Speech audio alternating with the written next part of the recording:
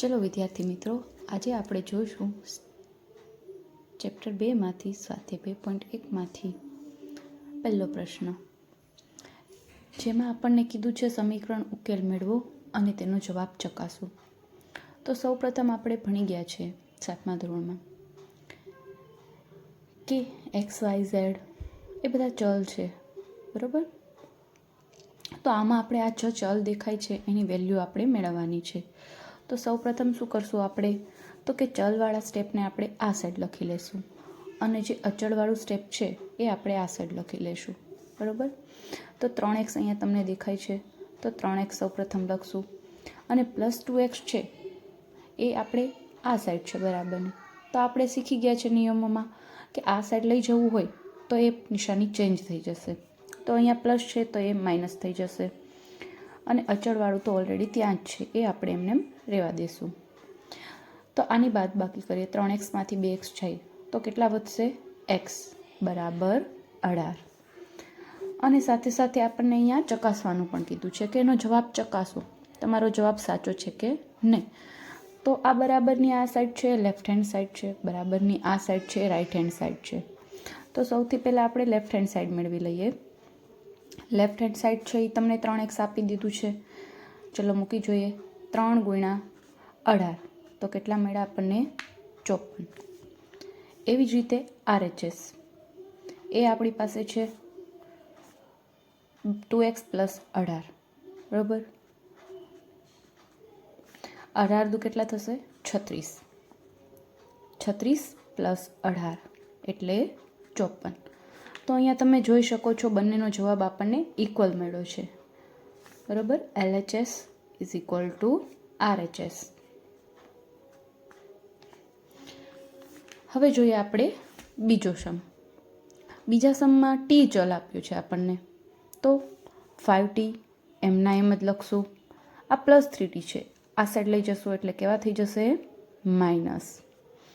અને અચળવાળું અહીંયા as it is છે એ એમને એમ જ મૂકી દઈશું આપણે. આ 3ને આપણે આ સાઈડ લઈ જશું, માઇનસમાં છે એટલે શેમાંથી જશે? નિશાની ચેન્જ થશે એટલે પ્લસમાં. આ બંનેની બાદ બાકી કરીએ 5t - 3t, કેટલા મળશે આપણને? 2t. હવે આ સાદુરૂપ આપતા આપણે શીખી ગયા છે, બરાબર.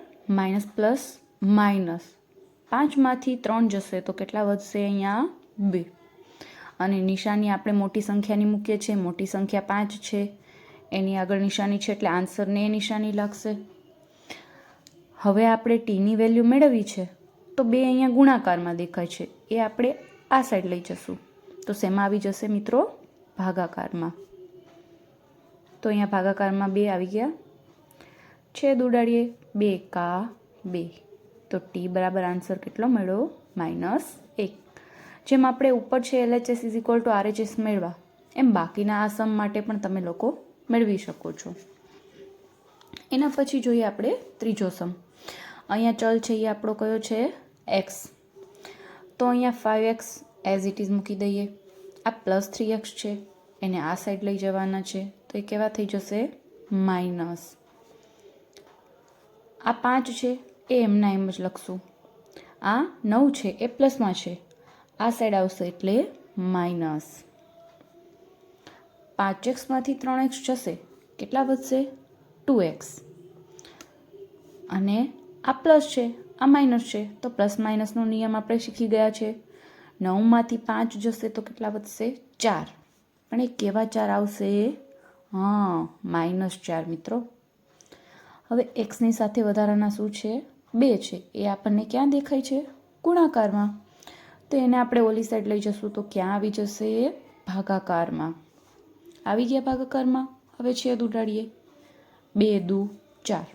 તો xની વેલ્યુ અહીંયા કેટલી મળી આપણને? -2. હવે એના પછીનો સમ જોઈએ મિત્રો.